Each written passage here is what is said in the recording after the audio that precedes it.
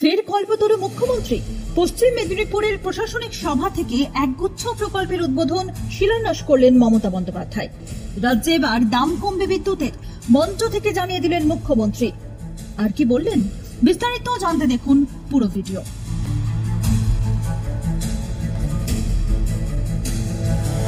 সোমবার শালবনীতে জিন্দালদের তাপবিদ্যুৎ কেন্দ্রের শিলান্যাস করেছিলেন। মঙ্গলে গোয়ালতোড় সৌর বিদ্যুৎ উৎপাদন কেন্দ্রের ভার্চুয়ালি উদ্বোধন করলেন মুখ্যমন্ত্রী মমতা বন্দ্যোপাধ্যায়। পাশাপাশি মঞ্চ থেকে বিভিন্ন সরকারি প্রকল্পের সুবিধাও তিনি তুলে দেন। পশ্চিম মেদিনীপুর সফরের দ্বিতীয় দিনে মেদিনীপুর কলেজ মাঠে প্রশাসনিক সভা করেন মুখ্যমন্ত্রী। সেখান থেকে গোয়ালতোড়ে 105 মেগাওয়াটের একটি সৌর বিদ্যুৎ প্রকল্পের উদ্বোধন করেন।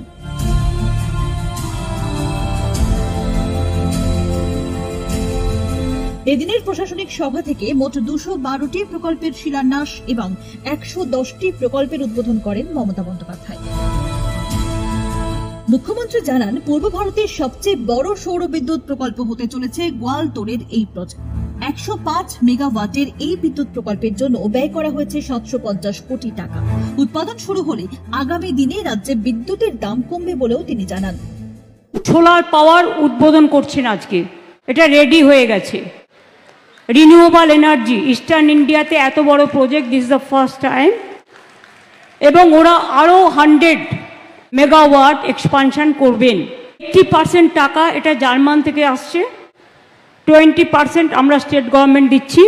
আমি ওদের প্রথমেই ধন্যবাদ দিলাম, তার কারণ ওনাদের সাহায্যে আমরা এই কাজটা করছি। আরও অনেক হবে, বাট বিগিনিং স্টার্ট হয়ে গেছে।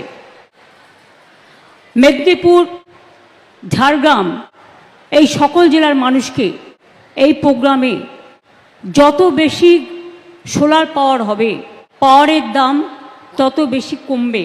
দো ইট ইজ ভেরি কস্টলি, এটা খুব কস্টলি। বিদ্যুৎ প্রকল্প ছাড়াও এদিন একাধিক প্রকল্পের উদ্বোধন এবং শিলান্যাস করা হয়। আগামী দিনে রাজ্যের 8 লক্ষ মানুষ যার সুবিধা পাবেন। পাশাপাশি মঞ্চ থেকে একাধিক বড় ঘোষণা করেন মুখ্যমন্ত্রী। 33.85 কোটি খরচে মেদিনীপুরে জল সংশোধনাগার তৈরি। ঘাটাল ও খড়গপুরে জলের প্রকল্পের জন্য 194 কোটি টাকা বরাদ্দ।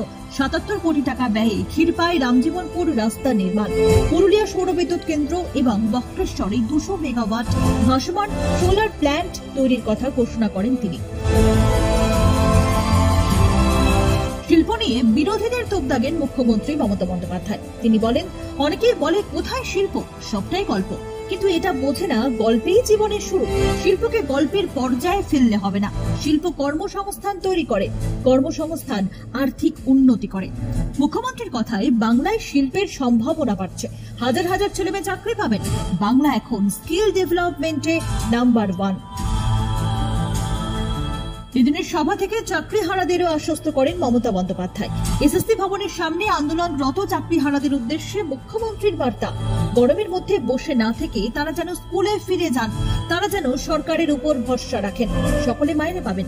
মুখ্যমন্ত্রী জানান, এই নিয়ে আইনজীবীদের সঙ্গেও পরামর্শ করবেন। মুর্শিদাবাদে চলতে থাকা ওয়াকফ হিংসা ইস্যুতেও বিজেপিকে এই দিন নিশানা করেন মুখ্যমন্ত্রী।